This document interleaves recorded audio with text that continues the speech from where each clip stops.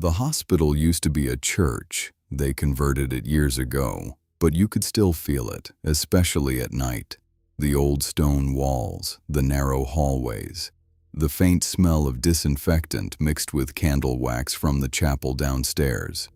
It was always too quiet, not peaceful, just wrong in a way I could never explain.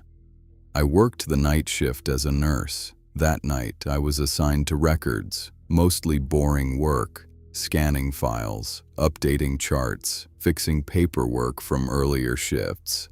The kind of job that usually helps the hours pass. Around 2:40 a.m., I started sorting through a stack of incoming patient records. That's when I noticed a file I didn't recognize.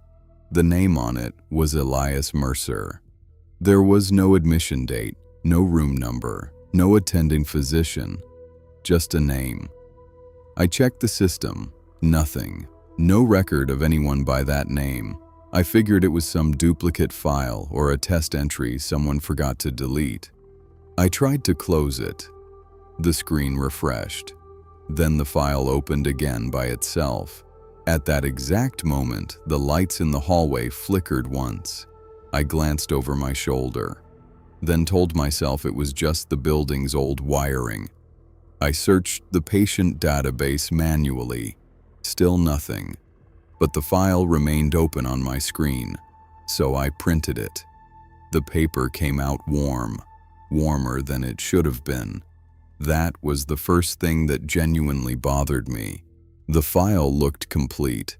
Vitals, charts, nursing notes, everything. It even listed a room assignment, Ward 3B. The problem was that Ward 3B had been closed for renovation since the previous winter. I stared at the file for a few seconds. Then I grabbed my flashlight and headed downstairs. I don't know why, I just needed to see it for myself. The hallway leading to 3B was darker than the rest of the hospital. Most of the lights were off. Dust drifted through the beam of my flashlight. At the end of the corridor was the door, closed. What caught my attention wasn't the door. It was the patient monitor mounted outside the room. It was on. A heartbeat traced across the screen. One room, one bed, occupied. I stood there staring at it, longer than I should have. Then the rhythm skipped once, just a tiny stutter, before returning to normal. I told myself it had to be some kind of system error. I opened the door. The room was empty. No patient. No equipment, no sheets, nothing, just a hospital bracelet lying on the floor. I picked it up. The name printed on it read, Elias Mercer. A burst of static suddenly came from the radio clipped to my uniform. I hadn't touched it all night. Then a voice spoke, calm, close, almost clinical. "Why are you in his room?" I spun around. Nobody was there. The hallway was empty. When I looked back down at the bracelet, the letters were fading, right in front of me, slowly disappearing. Then the patient monitor outside the room started beeping, fast. The heart rate climbed higher and higher. Then suddenly, a flat line. The sound echoed through the hallway. I turned and ran. At least I tried to. The corridor felt wrong. Longer than before. Every step felt like the records room was moving farther away, like the hallway itself was stretching. The radio crackled again. The same voice. This time it wasn't asking a question. "He's been waiting for you, now he is free." I didn't stop running. When I finally made it back to the records room, I slammed the door behind me. My computer monitor was on. The file was open again. A new note had appeared, patient status, deceased. Below it was the recorded time of death, 2:58 a.m. I looked at the clock on the wall. It read 2:58, exactly. Morning has come. I asked administration about Elias Mercer. They searched every hospital record they had. Nothing came up. No current patient, no former patient, no employee, no death certificate. Nothing. I've never gone back to Ward 3B, and I've never seen that file again.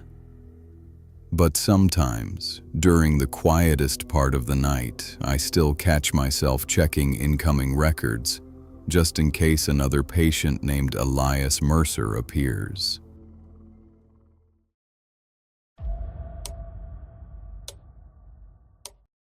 I had been working night security at the town library for almost 6 months when I found the blue book. It was 2:17 a.m. I was sitting alone at the circulation desk when I noticed a thick blue book resting on the return counter. I was sure it hadn't been there earlier. There was no barcode, no title, no author's name, just a plain blue cover. I picked it up and opened it. Inside were photographs. Hundreds of them, pictures of the town, the diner, the church, the elementary school. Most of them looked old. At first, I assumed it was some kind of local history project.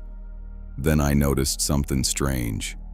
Every photo had been taken from a distance, from behind trees, from parked cars, from second-floor windows, like whoever took them had been hiding. A cold feeling settled in my stomach. To understand why that bothered me so much, you need to know something about this town. I had just moved there a little over a year earlier. It was the kind of place where nothing ever seemed to happen.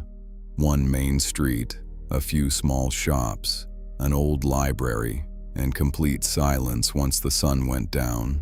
The only thing people ever talked about was a missing kid. 10 years earlier, an 8-year-old boy named Daniel Mercer vanished while walking home from school. No witnesses, no body, no answers. The case was never solved. Even now, faded missing posters with his face could still be found around town. I needed a job when I moved there. There weren't many options. That's how I ended up working nights at the library. I turned another page. There was a photograph of the playground behind the elementary school. Kids running across a field. The picture looked old, grainy, faded. Then I saw him, Daniel Mercer, the missing boy. His name wasn't written anywhere. It didn't need to be. Everyone in town knew his face. I stared at the photograph. Then I noticed a handwritten date underneath it. October 14th, 2015, the day he disappeared. I sat up straight.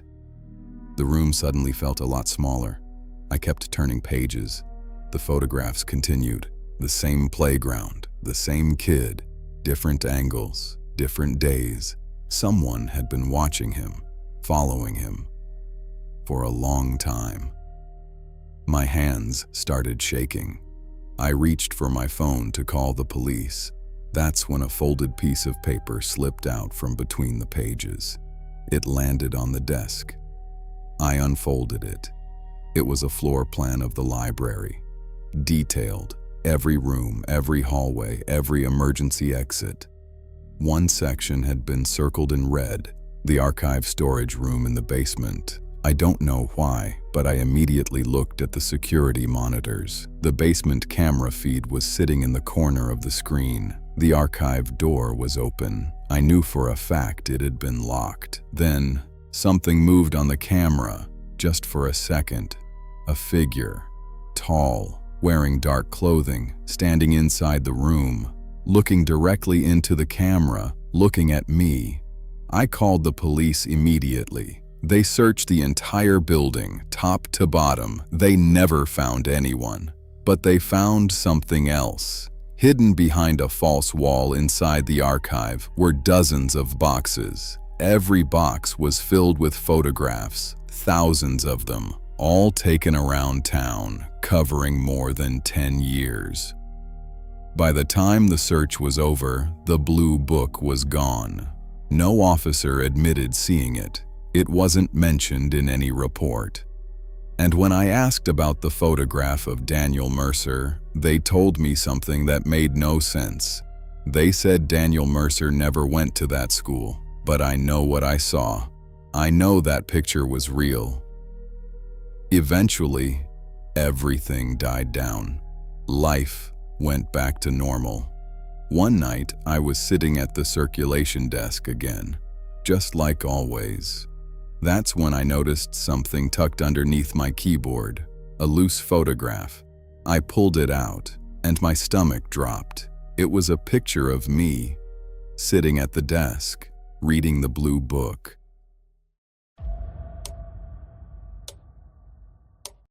The road was completely empty. It was that strange time between 3 and 4 in the morning when everything feels frozen and the highway stretches ahead like an endless black ribbon.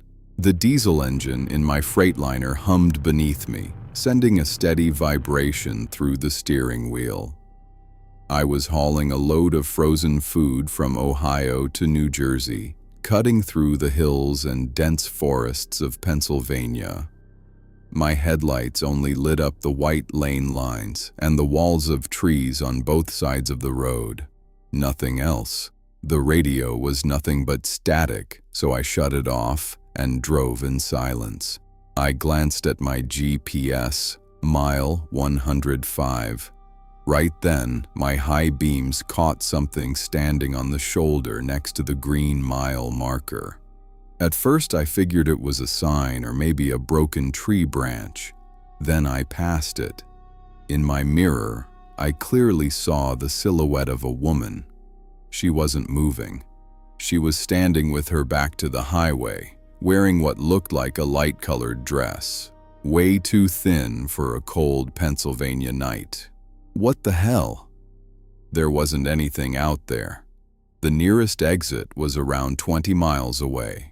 For a second, I thought about stopping. Maybe she'd been in an accident and needed help, but every trucker develops instincts after enough years on the road. Mine was screaming one thing: keep driving. I'd heard too many stories about people setting traps on lonely highways at night, so I kept going. A few minutes later, I convinced myself I was just tired. After 12 hours behind the wheel, your eyes can play tricks on you. Another green sign appeared, mile 110. My headlights swept across the shoulder again. My stomach dropped. She was there, standing in the exact same position, back to the road, same dress, same figure. Only now she was standing a little closer to the pavement. My heart nearly stopped. There was absolutely no way someone on foot could have gotten 5 miles ahead of my truck. "This isn't funny anymore," I said out loud, just to hear another voice besides my own thoughts. I rubbed my eyes. As I drove past, I looked out the passenger window. The moment I did, she snapped her head toward me. Way too fast. I never saw her face. Long strands of soaking wet black hair covered all of it, but I could feel her staring straight at me. My right leg started shaking. I buried the accelerator. The Freightliner slowly picked up speed. The engine didn't sound comforting anymore. It sounded terrified. I grabbed the CB microphone. "Truck 73 calling. Anybody around mile 110? Come back." Nothing, just static. No other drivers, no voices, just me. And whatever that was. Mile 115. By then I was expecting her. My hands were locked around the steering wheel so hard my knuckles hurt. She didn't disappoint. She was standing beneath a huge oak tree. This time she wasn't facing away. She slowly lifted one arm, then pointed directly at my cab with one long, pale finger. The instant she did, crack! My windshield exploded into a massive spiderweb of fractures like someone had slammed a giant boulder into it. I jerked the wheel. The trailer started fishtailing. The tires screamed across the pavement. Somehow I managed to keep the truck from rolling and got it back under control. After that, panic completely took over. I forgot about speed limits, forgot about regulations. I just drove. The windshield was ruined, and everything ahead of me looked blurry through the cracks and the adrenaline. Mile 120. Nothing. Mile 125. Still nothing. Just endless black trees. About 10 minutes later, I finally saw the bright lights of a 24-hour pilot truck stop. I've never been happier to see civilization. I pulled into the lot way too fast, slammed on the brakes hard enough to smell them burning, shut the truck off, and sat there for several minutes trying to slow my breathing. When I finally climbed out, the first thing I did was inspect the windshield. The crack pattern covered almost the entire center of the glass. I reached out and ran my hand across it. My legs nearly gave out. The outside of the windshield was perfectly smooth. Every single crack was on the inside, like someone had been hitting the glass from inside the cab. I turned toward the store, hoping a cup of coffee would help calm me down. An older attendant in a faded cap was walking toward me. He looked at me with this strange expression, almost like he felt sorry for me. "Mile 105?" he asked. Before I could answer, he quietly shook his head and muttered, "Good thing you didn't stop."